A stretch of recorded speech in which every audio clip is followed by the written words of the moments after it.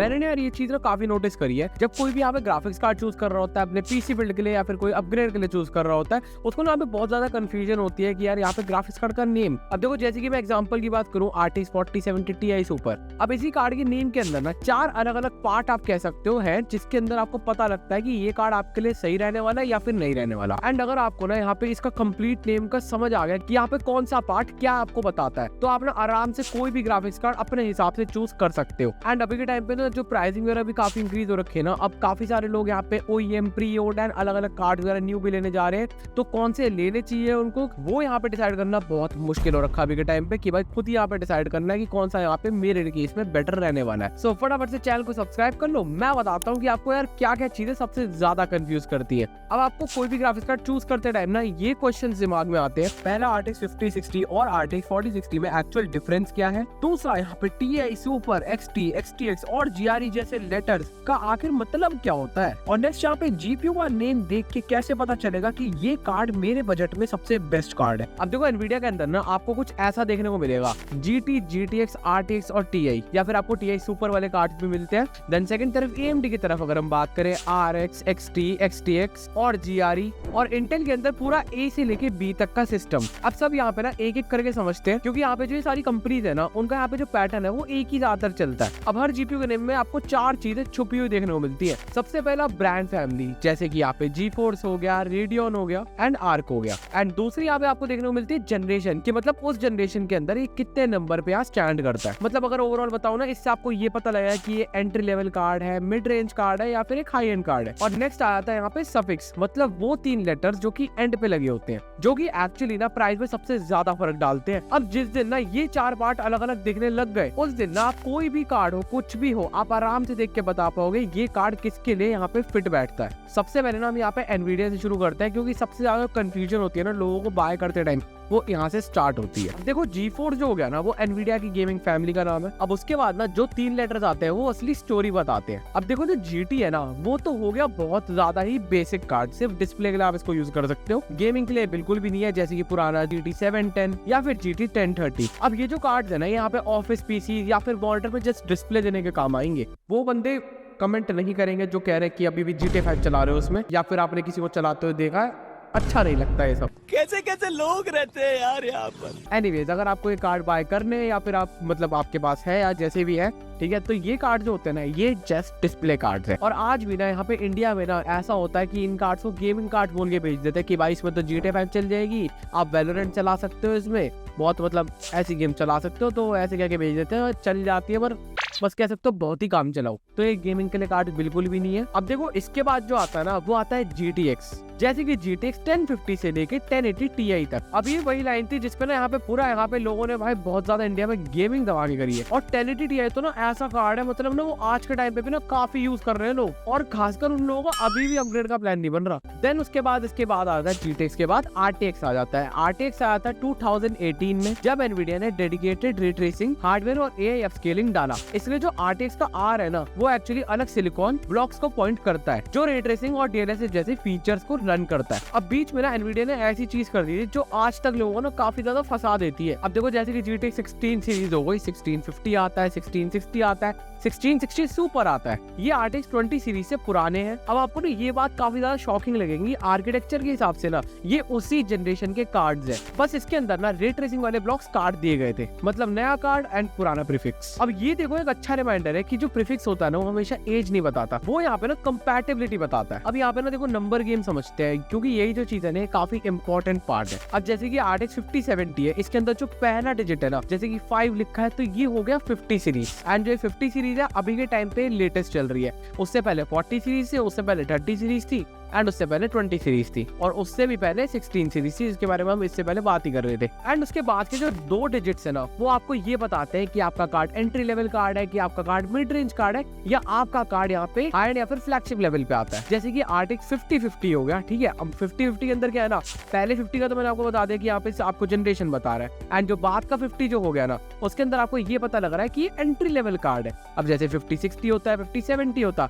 तो उसको आप मिड रेंज भी कह सकते थे, एंड 58 50 या 59, उन कार्ड्स को आप यहाँ पे हाई एंड कार्ड्स कह सकते हो। अब देखो सीधा अगर मैं ऐसे बताऊँ ना, तो आप ना मिड रेंज कार्ड उसी को कहो जैसे कि जो 70 से ऊपर है, मतलब 50-70 है, उससे ऊपर का कोई कार्ड है तो ही आप क्या हो। अब ऐसा नहीं है कि भाई आप कह दो 40 सीरीज के अंदर, 40 सीरीज के अंदर हो गया 40-70 से ऊपर वाले कार्ड। अब ये मैंने सीरीज वाइज बता दिया आपको। यहाँ पे ना मतलब कुछ लोग ऐसे भी होते हैं, उनको ना ऐसा लगता है कि यहाँ पे जैसे 50-70 है, या मान के चलो 50-50 है, 50-60 है, ठीक है, तो उसके अंदर उनको लगता है कि भाई वो 40-80 से भी बेटर होगा, या वो वाली बातें होती है। जिन लोगों ने मतलब ऐसा आइडिया नहीं होता, वो ना पहले के 2 डिजिट देख लेते हैं कि भाई यहाँ पे 50 लिखा है, वहाँ पे 40 लिखा है, तो उनसे वो पता लगा लेते हैं। ये चीज बहुत बिल्कुल ही गलत है। अगर आपको आपके हिसाब से कार्ड एक करेक्ट चूज करना है, तो आपको पूरा यहाँ पे नेम पे पूरा फोकस करके चलना पड़ेगा। एंड जो सबसे ज्यादा कह सकते हो बेस्ट सेलिंग कार्ड्स होते हैं, वो होते हैं यहाँ पे मिड रेंज वाले कार्ड्स, जो यहाँ पे ना ज्यादातर सजेस्ट करते हैं बाय करने के लिए कि आप भैया 50-70 ले लो, अगर 40-70 से ऊपर या फिर 40-70 ले सकते हो। मिड रेंज वाले कार्ड सबसे ज्यादा बेस्ट सेलिंग होते हैं। खैर अब कुछ लोग कहेंगे यहाँ पे एंट्री लेवल ही आ जाए इस टाइम पे, तो बहुत बड़ी बात है।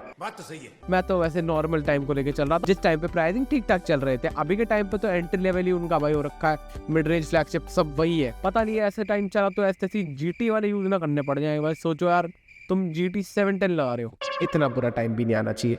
सफिक्स पे आता है। अब जो असली कंफ्यूजन होती है ना किसी भी बायर को, वो यही से होती है। TI जो है ना वो टाइटेनियम से आया, और उसका मतलब है सेम टीयर का थोड़ा सा और ज्यादा पावरफुल वर्जन। लेकिन एक बात ना बहुत ध्यान से सुनना, TI होता है ना वो हमेशा थोड़ा सा ही अपग्रेड नहीं मिलेगा आपको उसके अंदर। मतलब कुछ जनरेशन में ना यहाँ पे TI वाला जो कार्ड होता है, वो अपने बेस वर्जन से इतना ज्यादा आगे निकल जाता है कि वो प्रैक्टिकल यहाँ पे ना अगला टीयर ही बन जाता है। एंड कुछ जनरेशन में इतना ज्यादा फर्क होता है कि एक्स्ट्रा अमाउंट देना बेकार हो जाता है। इसलिए हमेशा ये करना ठीक नहीं रहेगा कि TI के एक्स्ट्रा अमाउंट दे के यहाँ पे बाय कर लेना। हाँ 50 सीरीज के अंदर कैसे कह सकते हो कि 50-70 TI जो है ना और 50-80 को अगर आप कंपेयर करोगे तो बिल्कुल ही बहुत कम आपको फर्क देखने को मिलेगा। तो ये यहाँ पे 50 सीरीज के अंदर अभी के टाइम पे वर्थ इट है, बट बजट अलाउ करना चाहिए। हाँ बजट से याद आया, अगर आपको कोई भी कार्ड्स वगैरह बाय करने हैं प्री ऑडियो में, तो डिस्क्रिप्शन में मैं लिंक दे दूंगा, वहां जाके आप चेक कर सकते हो। अब सुपर की ना स्टोरी थोड़ी अलग हो जाती है। मतलब जब भी यहाँ पे जनरेशन लॉन्च हो चुकी होती है ना, तब जो एनवीडिया होता है वो बाद में जाके अपने जो सुपर वेरिएंट है उसको लॉन्च करता है। उसमें क्या फायदा होता है ना, एक्स्ट्रा VRAM के साथ या फिर परफॉर्मेंस बूस्ट करके, और ठीक है, जिससे होता क्या है वो यहाँ पे जैसे 50-70 है और यहाँ पे 50-80 है, मतलब दो कार्ड्स के कंपेयर में बीच का एक पार्ट निकाल देता है, मिड आप कह सकते हो दो के बीच का, जिससे होता क्या है ज्यादा VRAM एंड थोड़ी बहुत परफॉर्मेंस एक्स्ट्रा मिल जाती है। जो भी यहाँ पे ना 50 सीरीज के सुपर वेरिएंट्स का वेट कर रहे हैं उनके लिए यहाँ पे ना अभी के टाइम पे तो क्लियर बात है कि जो 50 सीरीज का सुपर वर्जन है ना वो अभी आया नहीं है। एंड बाद में भी यही हो जा रहा है कि भाई यहाँ पे प्राइसेस बढ़ रहे हैं, रैम प्राइसेस ये वो अब कब जाके वो लॉन्च होगा किसी को कुछ पता नहीं है। लीक्स अभी सुनने को आया, उसके लिए हमने एक वीडियो पहले ही बनाई थी, बट अपडेटेड वीडियो अगर कुछ आता है तो मैं बना दूंगा चैनल पे, उसके लिए सब्सक्राइब कर लेना अगर अब तक सब्सक्राइब करा नहीं है तो। हाँ लैपटॉप में भी ना बहुत ज्यादा कंफ्यूजन होती है। अब लैपटॉप में बाहर से सोचते हैं कि 50-60 है, ठीक है, डेस्कटॉप वाले कार्ड और लैपटॉप वाले कार्ड में अच्छा खासा डिफरेंस होता है। लैपटॉप की जो परफॉर्मेंस है ना, अगर आप सेम स्पेक्स उड़ा के ले आओगे ना बिल्कुल ही, तो आपको लैपटॉप की परफॉर्मेंस कम ही देखने को मिलेगी एज कम्पेयर डेस्कटॉप पीसी के। इसलिए आपने ना हर किसी को बोलते सुना होगा, अगर आपको पोर्टेबिलिटी का इशू नहीं है तो आप यही रिकमेंड रहता है कि आप यहाँ पे डेस्कटॉप ही बाय कर लो। एक और चीज आपको नेम में दिखती है वो है मेमोरी। अब जैसे ना आप कोई भी यहाँ पे कार्ड लोगे ना, मतलब कोई भी कार्ड नहीं कह सकता, मतलब दो ऑप्शन आ रहे हैं कार्ड के अंदर, जैसे कि 8GB और 16GB। जैसे 50 Ti के अंदर ना 8GB और 16GB दोनों वेरिएंट आते हैं, ठीक है। अब आपने तो यहाँ पे ना सबको यही कहते सुना होगा कि भाई आपको बाय करना है ना तो 16GB वाला कार्ड बाय करो, सब यही बोलते हैं ना, सही बोलते हैं। मतलब क्या लग रहा था मैं 8GB बोलूंगा, 16GB लो अगर लेना है तो, ठीक है। 16GB जाने की जगह पे ना अगर आपको 12GB VRAM के साथ 50-70 की तरफ आप जा पाओ तो वो और बेटर चॉइस रहेगी। या फिर अगर आप कोई वैसे कार्ड बाय करो मिनिमम टू मिनिमम ना, आज के टाइम पे 8GB तो ऐसा हो गया, 8GB तो चाहिए ही वाली बात है। अब अगर आप उससे नीचे जा रहे हो ना, अगर आपका बजट बहुत ही ज्यादा कम है तो ही आप कर सकते हो। वैसे